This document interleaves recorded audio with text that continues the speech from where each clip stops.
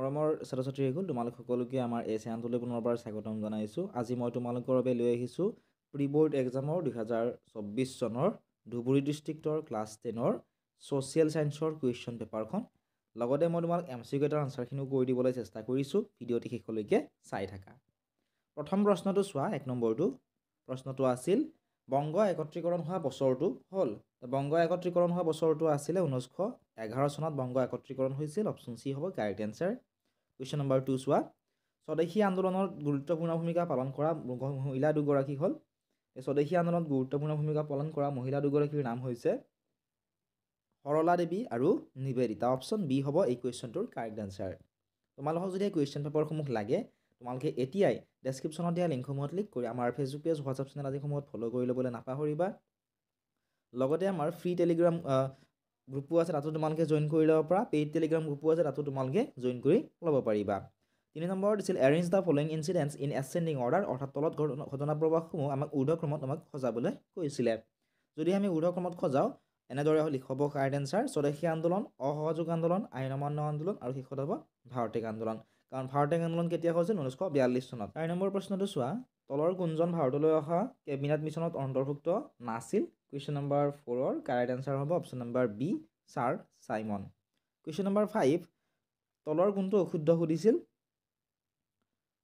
এই নম্বৰত দিছিল গান্ধীজী 24 অক্টোবৰত জন্মগ্ৰহণ কৰিছিল, এইটোৱে অশুদ্ধ। ঠিক আছে, গান্ধীজী 24 অক্টোবৰত জন্মগ্ৰহণ কৰা নাছিলে, 2 অক্টোবৰ আছিল। ঠিক আছে, নেক্সট চোৱা 6 নম্বৰ। 6 নম্বৰ প্ৰশ্নটো আছিল যে অসমত সংঘটিত হোৱা কৃষক বিদ্ৰোহসমূহ যথাক্ৰমে হৈছে যথাক্ৰমে ফুলগুৰি ধাৱা, ৰঙিয়াৰ কৃষক বিদ্ৰোহ, পথৰুঘাটৰ কৃষক বিদ্ৰোহ। গতিকে অপশ্যন এ হ'ব কাৰেক্ট এনচাৰ। এতিয়া চাওঁ আহা আমি 7 নম্বৰ প্ৰশ্নটো আছিলে যে টিকেন্দ্ৰজিৎ এজন নেতা আছিল। টিকেন্দ্ৰজিৎ এজন নেতা আছিলে মণিপুৰৰ। অপশ্যন চি হ'ব কাৰেক্ট এনচাৰ।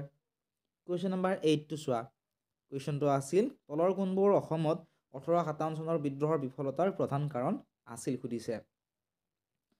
গতিকে ইয়াতে থকা অপশ্যন নম্বৰ ডি হ'ব কাৰেক্ট এনচাৰ। ঠিক আছে, কাৰণ অপশ্যন ডিত গোটেইকেইটা দিয়া আছে। ইয়াতে থকা 1 নম্বৰ, 2 নম্বৰ, 3 নম্বৰ, 4 নম্বৰ গোটেইকেইটা কাৰণেই আছিল 1857 চনৰ যি বিদ্ৰোহ হৈছিল ইয়াৰে বিফলতাৰ কাৰণ। গতিকে অপশ্যন নম্বৰ ডি হ'ব এই কুৱেশ্যন নম্বৰ 8ৰ কাৰেক্ট আনচাৰ। ঠিক আছে, কুৱেশ্যন নম্বৰ 9টো চোৱা, কুৱেশ্যনটো আছিল যে অসম প্ৰদেশ কংগ্ৰেছ কমিটিয়ে কোন চনত পাণ্ডুত জাতীয় কংগ্ৰেছৰ 41তম বাৰ্ষিক অধিৱেশন আয়োজন কৰিছিল? কুৱেশ্যন নম্বৰ 9ৰ কাৰেক্ট যিটো আনচাৰ সেয়া হ'ব অপশ্যন নম্বৰ চি2, 1926 চনত। তোমালোকক যদি কোনোবা এখন ডিষ্ট্ৰিক্টৰ কুৱেশ্যন পেপাৰৰ আনচাৰৰ ভিডিঅ' কৰি দিব লাগে, সেই ডিষ্ট্ৰিক্টখনৰ নামটো তোমালোকে কমেণ্ট কৰিবা, বা যদি তোমালোকৰ লগত কুৱেশ্যন পেপাৰখন আছে, স্ক্ৰীণত দেখা হোৱাটছআপ নম্বৰত তোমালোকে কুৱেশ্যন পেপাৰখন পঠিয়াই দিবা। আমি তোমালোকক হোৱাটছআপতে কুৱেশ্যন আনচাৰখিনি দি দিম। ঠিক আছে, কুৱেশ্যন নম্বৰ 10ত চোৱা, জ্ঞান প্ৰদানী সভা, এইটো চি নম্বৰৰ লগত মিলিব, আনন্দৰাম ঢেকিয়াল ফুকন। যোৰহাট সাৰ্বজনীন সভাটো মিলিব, এইটো বি নম্বৰটোৰ লগত জগন্নাথ বৰুৱা। আহোম সভাটো মিলিব পদ্মনাথ গোহাঁই বৰুৱাৰ লগত, আৰু সেৱা সংঘটো মিলিব অম্বিকাগিৰি ৰায়চৌধুৰীৰ লগত। অপশ্যন এ হ'ব কাৰেক্ট এনচাৰ। এতিয়া চাওঁ আহা আমি 11 নম্বৰ প্ৰশ্নটো আছিলে যে তলৰ কোনজন সাহিত্যিক জোনাকী যুগৰ ত্ৰিমূৰ্তিৰ অন্তৰ্গত নহয়? কুৱেশ্যন নম্বৰ 11ৰ কাৰেক্ট এনচাৰ অপশ্যন চি2 হ'ব। জ্যোতিপ্ৰসাদ আগৰৱালা জোনাকী যুগৰ ত্ৰিমূৰ্তিৰ অন্তৰ্গত নহয়। এতিয়া চাওঁ আহা আমি 12 নম্বৰ কুৱেশ্যনটো আছিলে যে ভাৰতৰ ৰাষ্ট্ৰীয় প্ৰতীকত থকা সত্যমেৱ জয়তে বাক্যশাৰী ডেছ গ্ৰন্থৰ পৰা লোৱা হৈছে? কুৱেশ্যন নম্বৰ 12ৰ কাৰেক্ট এনচাৰ অপশ্যন ডি2 হ'ব। ভাৰতৰ ৰাষ্ট্ৰীয় প্ৰতীকত থকা সত্যমেৱ জয়তে বাক্যশাৰী মুণ্ডক উপনিষদ গ্ৰন্থৰ পৰা লোৱা হৈছে। কুৱেশ্যন নম্বৰ 13, ইয়াত দিছে কনচিডাৰ দ্য ফলোয়িং ষ্টেটমেণ্টছ, তলৰ বাক্যবোৰ বিবেচনা কৰা। ইয়াতে বাক্যকেইটা আমাক চাব দিছে কোনটো শুদ্ধ কোনটো অশুদ্ধ। কুৱেশ্যন নম্বৰ 13ৰ যিটো প্ৰথম বাক্য দিয়া আছে, সাংস্কৃতিক বহুত্ব বা ভাৰতীয় সংস্কৃতিৰ এটা বৈশিষ্ট্য, ইয়াৰে এইটো শুদ্ধ। ঠিক আছে, এইটো শুদ্ধ। নেক্সট দিছে আমাক যে সাংস্কৃতিক বহুত্ব বা কোনো এখন সমাজৰ সাংস্কৃতিক বিবিধতা আৰু ইয়াৰ প্ৰতি থকা শ্ৰদ্ধাৰ মনোভাৱক বুজায়, এইটো শুদ্ধ। গতিকে পি আৰু কিউ, অৰ্থাৎ তোমালোকে চোৱা ইয়াতে থকা এই যিটো পি আছে, এই পি আৰু কিউ দুয়োটাই শুদ্ধ। গতিকে অপশ্যন চি হ'ব কাৰেক্ট এনচাৰ, কাৰণ অপশ্যন চিত দিয়া আছে পি আৰু কিউ উভয়ে শুদ্ধ। এতিয়া চোৱা 14 নম্বৰ প্ৰশ্নটো আছিল যে Donyi Polo is worship by, Donyi পলক পূজা কৰে, এইটো হ'ব ট্ৰাইবছ অফ অৰুণাচল প্ৰদেশৰ জনজাতিসকলে। Question number 15, translator of Ramayana into Assamese অসমীয়ালৈ ৰামায়ণৰ অনুবাদকজন হ'ল অসমীয়ালৈ ৰামায়ণৰ অনুবাদকজন আছিলে মাধৱ কন্দলী কুৱেশ্যন নম্বৰ 15 আৰু কাৰেক্ট এনসাৰ হ'ব অপশ্যন নম্বৰ A2 এতিয়া নেক্সট কুৱেশ্যনটো চোৱা তোমালোকে কুৱেশ্যন নম্বৰ 16 কুৱেশ্যনটো আছিল যে তলৰ কোনটো দ্বিতীয় বৃত্তি সেকেন্ডাৰী অকুপেশ্যন কোনটো হয় সুধিছে 16 ৰ কাৰেক্ট এনসাৰ অপশ্যন C2 হ'ব মেনুফেকচাৰিং প্ৰসেছ হৈছে দ্বিতীয় বৃত্তিৰ অন্তৰ্গত কুৱেশ্যন নম্বৰ 17 স্থায়িত্ব অনুসৰি সম্পদক বিভক্ত কৰিব পাৰি স্থায়িত্ব অনুসৰি সম্পদক বিভক্ত কৰি অপশ্যনসমূহ চোৱা ইয়াৰে অপশ্যনসমূহৰ ভিতৰত কাৰেক্ট যেটো আনসাৰ সেয়া হ'ব অপশ্যন নম্বৰ C নৱীকৰণ আৰু অনৱীকৰণযোগ্য সম্পদ হিচাপে বিভক্ত কৰিব পৰা যায় এতিয়া চাওঁ আমি 18 নম্বৰ প্ৰশ্নটো আছিল যে সম্পত্তিৰ যোগান তুলনামূলকভাৱে সীমিত ইয়াৰ এইটো শুদ্ধ 2 নম্বৰত দিছিল সম্পদৰ ব্যৱহাৰৰ দ্বাৰা উপকাৰ আৰু অপকাৰ দুটা হ'ব পাৰে কিন্তু সম্পত্তিৰ জৰিয়তে মানৱ কল্যাণ সাধন হয় গতিকে ইয়াতে থকা কেৱল প্ৰথমটোহে শুদ্ধ গতিকে অপশ্যন C হ'ব কাৰেক্ট এনসাৰ ঠিক আছে এইটো শুদ্ধ নেক্সট কুৱেশ্যন নম্বৰ 19 কুৱেশ্যনটো আছিল যে বায়ুমণ্ডলত উদ্ভিদ গেছৰ পৰিমাণ আটাইতকৈ বেছি বায়ুমণ্ডলত থকা আটাইতকৈ বেছি থকা গেছটো হৈছে নাইট্ৰজেন গেছ কিমান পাৰ্চেণ্ট থাকে 78.08% ঠিক আছে তোমালোকৰ আকৌ কেতিয়াবা পৰীক্ষাত 78.08% নাথাকে 78% বুলি থাকিব পাৰে এইটো হ'ব কাৰেক্ট এনসাৰ ঠিক আছে এতিয়া চাওঁ আমি কুৱেশ্যন নম্বৰ 20 কুৱেশ্যনটো আছিল যে ভূপৃষ্ঠৰ কিমান শতাংশ পানীয়ে আগুৰি আছে কাৰেক্ট এনসাৰ অপশ্যন C2 হ'ব ভূপৃষ্ঠৰ 71% পানীয়ে আগুৰি আছে কুৱেশ্যন নম্বৰ 29 তলত দিয়াবোৰৰ উপযুক্ত পছন্দৰ সৈতে মিলাব দিছে গতিকে এইটো যদি মিলাও এছিয়াটো মিলিব 51খন দেশ ঠিক আছে ইউৰোপটো মিলিব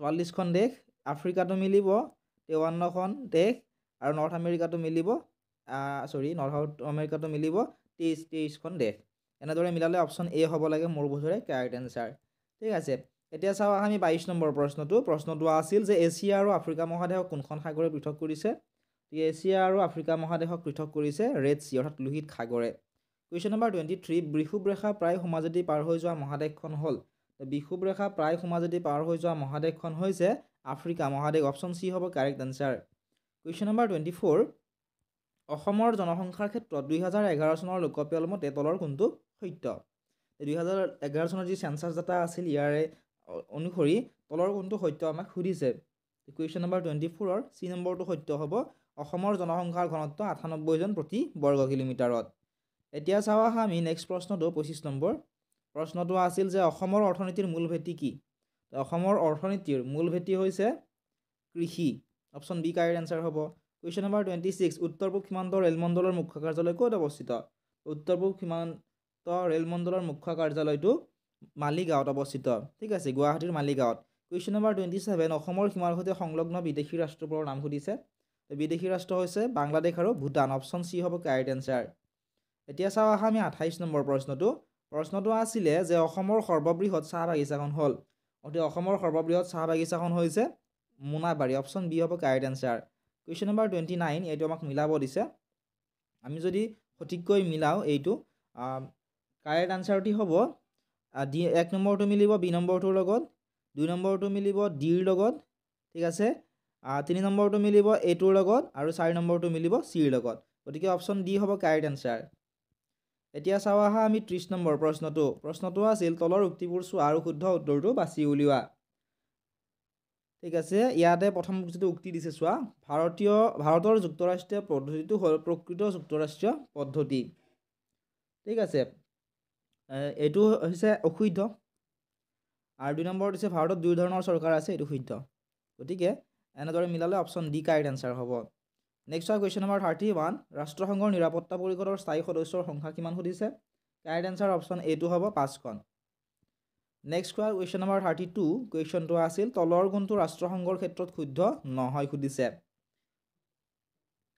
কুৱেশ্যন নম্বৰ 32 ৰ শুদ্ধ কোনটো নহয় সুধিছে এইটো শুদ্ধ এইটো শুদ্ধ নহয় গতিকে অপশ্যন ডি কাৰেক্ট আনসাৰ হ'ব ঠিক আছে এতিয়া চাওঁ আমি কুৱেশ্যন নম্বৰ 33 কুৱেশ্যনটো আছিল ভাৰতত ৰাষ্ট্ৰীয় মানৱ অধিকাৰ আয়োগৰ সভাপতিজন হ'ল ভাৰতত ৰাষ্ট্ৰীয় মানৱ অধিকাৰ আয়োগৰ সভাপতিজন হৈছে উচ্চ ন্যায়ালয়ৰ প্ৰাক্তন মুখ্য ন্যায়াধীশ retired chief justice of high court option D correct answer হ'ব কুৱেশ্যন নম্বৰ 34টো চাওঁ আহাচোন কুৱেশ্যনটো আছিল ৰাষ্ট্ৰসংঘৰ বৃহত্তম অংগ কোনটো ৰাষ্ট্ৰসংঘৰ বৃহত্তম অংগৰ কথা যিহেতু কৈছে সাধাৰণ সভাই কাৰেক্ট এনসাৰ হ'ব জেনেৰেল এছেম্বলি কুৱেশ্যন নম্বৰ 35টো চোৱা কুৱেশ্যনটো আছিল matches the international organisations with their respective headquarters আন্তৰ্জাতিক অনুষ্ঠানসমূহৰ লগত ইয়াৰ মুখ্য কাৰ্যালয়টো মিলাব দিছে গতিকে নাটো দিমাক দিয়া আছে নাটোটো মিলিব এইটো চি নম্বৰটোৰ লগত ঠিক আছে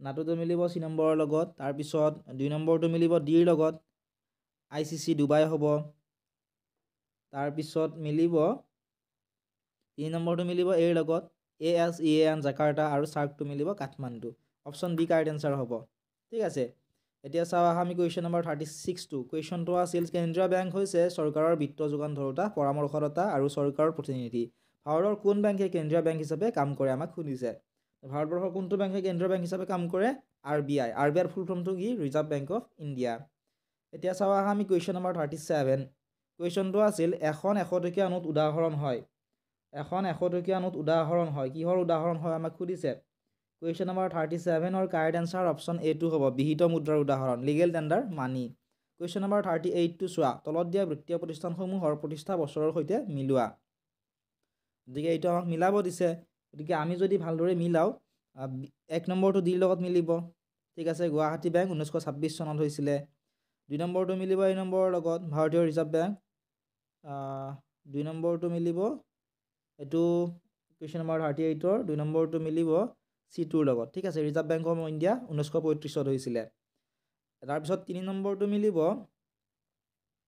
B2ৰ লগত ভাৰতীয় উদ্যোগ উন্নয়ন বেংক এইটো মিলিব B নম্বৰৰ লগত 1964 আৰু নাবাৰ্ডটো হ'ব 1982 অপশ্যন বি হ'ব লাগে শুদ্ধ উত্তৰ কুৱেশ্যন নম্বৰ 39টো চোৱা সম্পূৰ্ণ কুৱেশ্যন আনসাৰখিনি তোমালোকে আমাৰ পেইড গ্ৰুপত পাবা যিসকল ছাত্ৰ ছাত্ৰী এতিয়াও জইন কৰা নাই জইন কৰি ল'ব পাৰিবা আমেৰিকান কাৰেন্সি ইজ কল আমেৰিকাৰ মুদ্ৰা কি বুলি কোৱা হয় আমেৰিকাৰ মুদ্ৰাক কোৱা হয় ডলাৰ বুলি অপশ্যন চি কাৰেক্ট এনসাৰ হ'ব কুৱেশ্যন নম্বৰ 40 তলৰ কোনটো মুদ্ৰাৰ কাৰ্য নহয় সুধিছে অপশ্যন ডি হ'ব কাৰেক্ট এনসাৰ সাধাৰণ গ্ৰহণযোগ্যতা নেক্সট হয় কুৱেশ্যন নম্বৰ 41 মানৱ উন্নয়নৰ সূচক তিনিটা হ'ল মানৱ উন্নয়নৰ সূচক তিনিটা হৈছে অৰ্থনৈতিক বিকাশ অৰ্থনৈতিক উন্নয়ন আৰু মানৱ উন্নয়ন অপশ্যন চি কাৰেক্ট এনসাৰ হ'ব এতিয়া চাওঁ আহা আমি 42 নম্বৰ প্ৰশ্নটো আছিল প্ৰথম পঞ্চবাৰ্ষিক পৰিকল্পনাৰ সময়ছোৱা আছিল প্ৰথম পঞ্চবাৰ্ষিক পৰিকল্পনাৰ সময়ছোৱা আছিল 1 ফেব্ৰুৱাৰী 1951 পৰা 31 জানুৱাৰী 1956 অপশ্যন ডি কাৰেক্ট এনসাৰ হ'ব কুৱেশ্যন নম্বৰ 43